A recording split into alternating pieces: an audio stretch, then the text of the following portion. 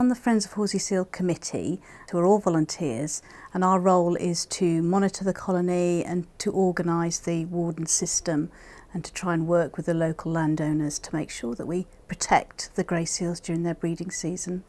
We then have a small group of people who count the seals every week to monitor the colony, and also it gives us an idea of how fast they're spreading out into the outlying areas.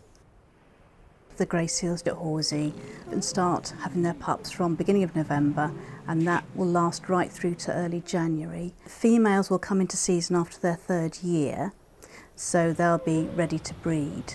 The males can only breed from about 12 years onwards, and the reason for that is that they have to stay on the beach and guard a territory, but also that they can have the weight to chase off any other new males who might want to try and take their territory away from them. They can be up to 300 kilograms and about up to 3 meters in length, and they can move surprisingly fast as well. The females are about half the weight and maybe up to 2 meters in length, and then as soon as the pups are mature enough, the mothers come into season, so she'll then mate and leave.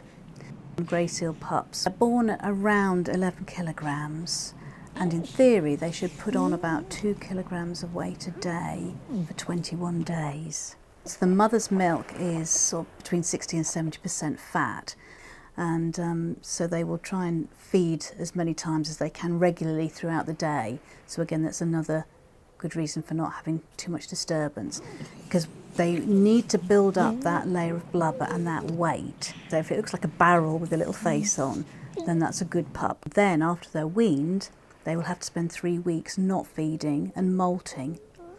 Then they have to teach themselves how to find food in the sea. 40% of those pups won't survive their 1st year out there at sea. People were traditionally going down on winter days to walk, and they didn't have any idea about the damage they might be doing by going too close to the seals and their pups. If they're turning around to face you, then they're trying to keep their eyes on you to make sure what you're doing. So those things are signals of distress. If a mother's continually sort of turning and looking at you and trying to put herself in between you and the pup, then she is distressed. Their bond with their mother is a smell one. So if you go too close, especially if you touch them, I mean, we have all sorts of smells on us and we transfer those to the pup, and that will destroy the bond with the mother. I mean, ideally you want to be about 10 metres away. I would say if it's a mother with pups, you probably want to at least double that. We try and make sure that the areas where the most seal pups are born is kept clear of disturbance. People can walk along the top of the dune and you actually get a better view because you're looking down on a colony that's behaving naturally, so you see all their natural behaviour. If there was unrestricted access onto the beach and no information, then I think a lot of the mothers would have abandoned and wouldn't come back. So we are kind of creating a suitable habitat for them that's safe. No matter how much information we get out there, people do go too close. Adult seals have teeth like an Alsatian, and they will bite, so it's really important to keep a safe distance for your children and yourself, as well as protecting the pup from too much disturbance.